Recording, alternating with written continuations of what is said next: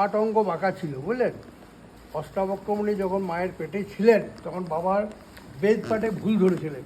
বাবার অভিশাপে অষ্টাবক্রমণী 8টা অঙ্গ বাঁকা হয়ে যায়। অভিশাপ দিয়েছিলেন যে তুই আমার ভুল ধরলি, পিতার ভুল ধরলি বেদ পাঠে, তুই যা ভূমিষ্ঠ হবি তখন তোর 8টা অঙ্গ বাঁকা হয়ে যাবে।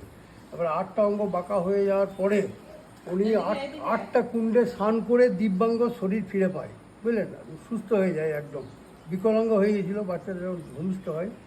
এবারে 8টা কুণ্ডে স্নান করে দিব্যাঙ্গ শরীর ফিরে পায়। তা অষ্টাবক্রমণী কঠোর তপস্যা করেছিলেন বক্রেশ্বর মহাদেবের জন্যে।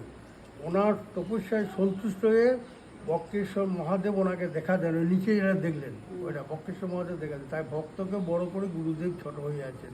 আগে ভক্তের পূজা, এত বড় তপস্বী যে আমার এত কঠোর তপস্যা করলি, 60,000 বছর তপস্যা করেছিলেন একটানা। এবার ওনার তপস্যায় সন্তুষ্ট হয়ে মহাদেব ওনাকে দেখা দেন, তারপর ভক্তকে বড় করে গুরুদেব ছোট হয়েছে। আর এটা তারপর দক্ষযজ্ঞের আগেকার মন্দির ওটা কিন্তু। তারপর দক্ষযজ্ঞ তখন সতীর এখানে ভূ মুদ্রা করেছে, দুই ভূর মাঝখানটা মনটা, এইটা হচ্ছে বক্তৃতা। আর এখানে মহাশ্মশান আছে, প্রত্যেকদিন একটা একটা মরা আসবেই। তারপর অক্ষয় বট আছে, তারপর একটা হরগৌরী মূর্তি আছে ওখানে।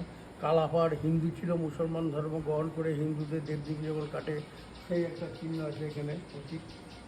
এই হচ্ছে ব্যাপার। আর 8টা কুণ্ড আছে এখানে। বক্রেশ্বরে যেটা প্রথম যেটা ঢুকলেন ওটার নাম হচ্ছে পাপহরা গঙ্গা। তারপরেটা হচ্ছে আপনার ভৈরব কুণ্ড, তারপরে হচ্ছে খাড় কুণ্ড, তারপরে হচ্ছে অগ্নিকুণ্ড, এটা হচ্ছে সৌভাগ্যকুণ্ড, এটা হচ্ছে সূর্যকুণ্ড, মন্দিরের ভেতরে শিবগঙ্গা।